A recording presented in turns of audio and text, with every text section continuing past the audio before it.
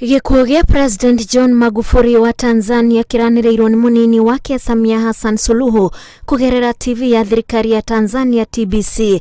Tumempoteza kiongozi wetu shupavu, Rais wa Jamhuri ya Muungano wa Tanzania, Mheshimiwa Dr. John Pombe Joseph Magufuli. Mama Samia oigĩte mũnene wake arakuire akĩamũkĩra ũrigiti wa ngoro thibitarĩ-inĩ wa Mzena ũrĩa ũrĩ mũciĩ-inĩ wa Dar es Salaam, ambaye amefariki kwa maradhi ya moyo katika hospitali ya Mzena jijini Dar es Salaam alipokuwa akipatiwa matibabu.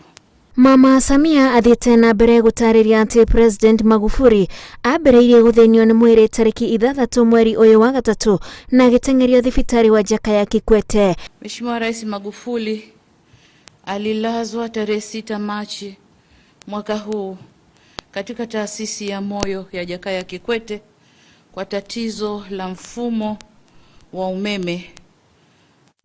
Tatizo la moyo la mfumo wa umeme ambalo kitaalamu linajulikana kama chronic atrial fibrillation, ambalo alikuwa nalo kwa zaidi ya miaka 10.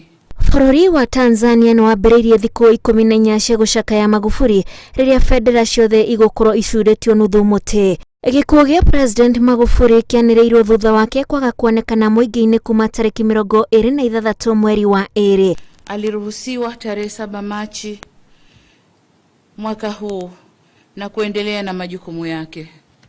Tarehe 14 Machi mwaka huu alijisikia vibaya na akakimbizwa hospitali ya Mzena ambapo aliendelea na matibabu chini ya uangalizi wa madaktari na wauguzi wa taasisi ya moyo ya Jakaya Kikwete hadi umauti ulipomkuta.